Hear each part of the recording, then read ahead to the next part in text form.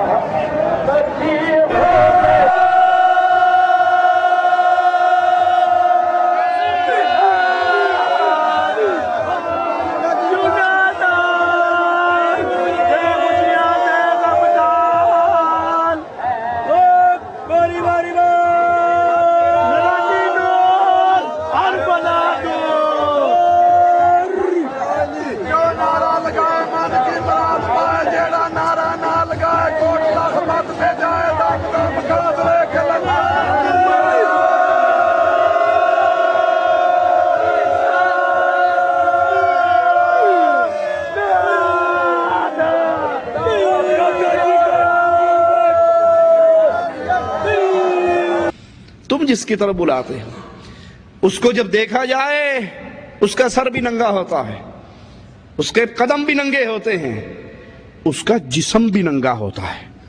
اور اگر پوچھ لو آپ نے اس حضرت کو پکڑا ہے، یہ تو بالکل ہی ننگا ہے، کہندے یہی تے تہاڈی اکھاں ویکھن دے قابل نہیں ہے، معرفت دی گل ہے. پہنچی سرکار نے انہاں نوں کچھ نہیں کہنا. میں نے اپنے گاؤں میں دیکھا ایک پیر صاحب، اس کی بڑی دنیا مرید، اور واللہ جب وہ چلتا تھا اس کے پیچھے 10-15 کتے چلتے تھے. مسجد میں کھڑے ہو کر بتا رہا ہوں، اس کے پیچھے کتے چلتے تھے. کہا یہ کیسا پیر ہے؟ کہا آپ کو کیا پتا، ایک کتوں والی سرکار ہے، کتوں والی سرکار، کوئی گھوڑے والی سرکار، کوئی بلیوں والی سرکار. ایک پیر صاحب کے پاس وہ کچرے میں جو بیٹھتا تھا تو کوے بہت بیٹھتے تھے. جی یہ کیا ہے؟ یہی تو آپ کو سمجھ، ایک کاواں والی سرکار ہے.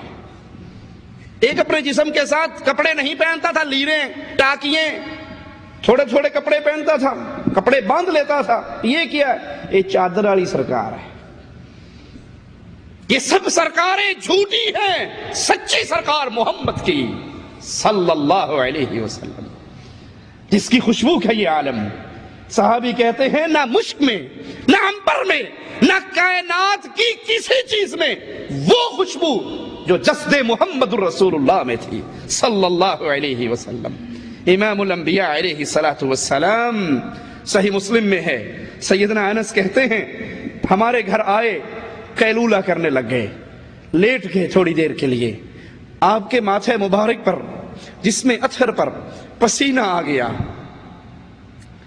انس کہتے ہیں میری والدہ چھوٹی سی شیشی اٹھا کے لے آئی، دوڑتی گئی شیشی لے آئی، اور امام الانبیاء کے پسینے کو اس شیشی کے اندر بند کرنے لگ گئی، ڈالنے لگ گئی.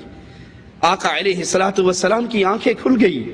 پوچھا انس کی ماں یہ کیا کر رہی ہے؟ کہا آقا آپ کا پسینہ اکٹھا کر رہی ہوں.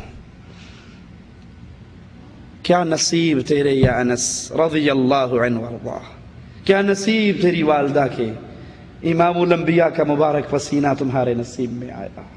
اللہ ہماری گناہگار آنکھوں نے اس دنیا میں اپنے حبیب کی زیارت نہیں کی. اللہ تیرے گھر میں بیٹھ کے تجھ سے دعا کرتے ہیں ربا حشر کے میدان میں ہمیں ہمارے حبیب کے ساتھ جنت میں داخل فرمانا. کہا یہ کیا کر رہی ہو؟ آقا آپ کا پسینہ اپنی خوشبو کی شیشی میں ڈال رہی ہوں. کیوں؟ کائنات کی ساری خوشبوؤں میں وہ خوشبو نہیں